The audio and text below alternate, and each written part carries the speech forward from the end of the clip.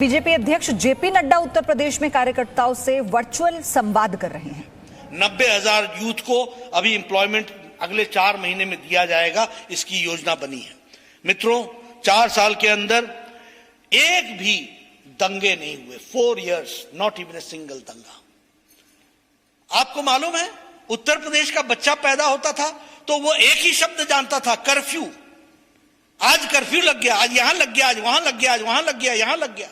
इन सब चीजों से मुक्ति दिलाई है तो उत्तर प्रदेश में 4 साल में एक भी दंगे नहीं हुए। मुजफ्फरपुर का दंगा आपको याद है, आपको अन्य दंगे याद हैं।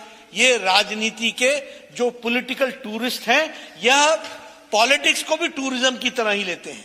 जब मेरा मौसम आएगा तो मेरी रहेगी, जब तुम्हारा मौसम आएगा तो तुम्हारी रहेगी। ये सेवा के लिए नहीं आते। इसलिए तथ्यों के आधार पर हम चर्चा करना चाहते हैं। उत्तर प्रदेश, बदलता उत्तर प्रदेश किस तरीके से खड़ा हुआ है, उस बात को हमको समझना चाहिए। आज एक्सप्रेस हाईवे का काम चल रहा है। Purvanchal express highway, Bundelkhand express highway, Ganga express highway, Gorakhpur link express highway, Ballia link express highway, सब पर काम चल रहा है। कभी सोचा था एक्सप्रेस वे और उत्तर प्रदेश, ये एक्सप्रेस और उत्तर प्रदेश ये कहीं मेल खाते थे? आज आप विकास की एक नई कहानी लगाते हुए आप एक छलांग लगा रहे हैं। रोड कनेक्टिविटी और एयरपोर्ट में भी आप आगे बढ़ रहे हैं। लोगों की आकांक्षाएं बढ़ी हैं। उस एयर कनेक्टिविटी के लिए पूरी ताकत से काम हो रहा है। इसके लिए मैं उत्तर प्रदेश की सरकार को, योगी आदित्यनाथ जी को बधाई भी देता हूं और उत्तर प्रदेश की जो तस्वीर बदली है उसके लिए भी मैं बधाई देना चाहता हूं। फिल्म सिटी का काम नोएडा में अच्छी तरीके से चल रहा है। उसी तरीके से आपदा को अवसर में बदलने में उत्तर प्रदेश की सरकार ने बखूबी एक प्रमुख भूमिका निभाई है और इन्वेस्टमेंट डेस्टिनेशन बन गया है उत्तर प्रदेश। ये एमर्ज कर रहा है one of the leading investment destination. इस बात को हमको समझना चाहिए, इसको हमको जानना चाहिए। मेक इन इंडिया में ये अपने आप में एक अच्छा काम कर रहा है। 1 डिस्ट्रिक्ट 1 प्रोडक्ट, इसमें भी बहुत अच्छा काम किया है। अभी मुख्यमंत्री सामूहिक विवाह योजना, इसके तहत सामाजिक कार्य बहुत अच्छे तरीके से किए गए हैं। बहुत से एमएसएमई के लिए स्कीम्स को आगे बढ़ाने का काम किया है। लगभग 2000 करोड़ रुपए 56,754 एंटरप्रेन्योर्स को आपने दिया है और उसी तरीके से हर स्कीम के माध्यम से उत्तर प्रदेश को आपने विकास की ओर बढ़ाने का काम किया है।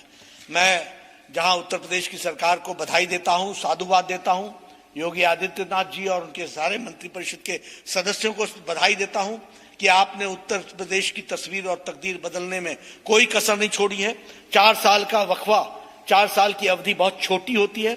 जो लोग प्रशासन में रहते हैं उनको मालूम है कि 4 साल में क्या परिवर्तन आ सकता है, लेकिन आपने ये परिवर्तन करके दिखाया है। इसके लिए मैं योगी सरकार को, योगी जी को बधाई देता हूं, उनके मंत्रिमंडल को बधाई देता हूं जिन्होंने इस काम को किया है और इसको बखूबी निभाया है। मित्रों, पार्टी के कार्यकर्ता के रूप में हमारी ये जिम्मेवारी है कि जो काम जिस तन्मयता के साथ हमारे नेता कर रहे हैं उसको जमीन तक पहुंचाने का काम हम भारतीय जनता पार्टी के कार्यकर्ताओं का है। अगर वैक्सीनेशन वर्ल्ड का लार्जेस्ट प्रोग्राम है, अगर वैक्सीनेशन वर्ल्ड का फास्टेस्ट प्रोग्राम है, तो उसको धरती पर उतारना हमारा काम है। इस बात को हमको समझना चाहिए। अगर प्रधानमंत्री गरीब कल्याण योजना 5 किलो चावल या गेहूं देने का काम और 1 किलो दाल देने का, गरीब के घर तक पहुंचाने का काम अगर मोदी जी और योगी जी ने पकड़ा है तो उनके घर तक पहुंचाने का काम हमारा है। इस बात को हमको समझना चाहिए। और उसी तरीके से ये जो विकास की नई कहानी लिखी जा रही है, ये जो विकास के नए आयाम लिखे जा रहे हैं, ये जो कनेक्टिविटी का कार्यक्रम चल रहा है, ये लोगों को साथ जोड़ने का कार्यक्रम चल रहा है, ये एम्प्लॉयमेंट देने का कार्यक्रम चल रहा है और नई उत्साह के साथ नई छलांग लगाते हुए उत्तर प्रदेश को बीमारू राज्य से निकालते हुए विकसित राज्य के रूप में खड़ा करने का काम, संकल्प जो 4 साल के अंदर किया है, उसको हमको आगे बढ़ाना, ये हमारी जिम्मेवारी है। और मैं हमेशा एक बात कहता हूं पॉलिटिकल वर्कर्स को, राजनीतिक कार्यकर्ताओं को हम हमेशा मैं बोलता हूं, अपना एजेंडा करने का काम भारतीय जनता पार्टी के नक्शे में नहीं है। भारतीय जनता पार्टी के नक्शे में देश का काम करना, यही उसके नक्शे में है। We cannot be subjective, we have to be objective. यह हमको मौका मिला है मित्रों।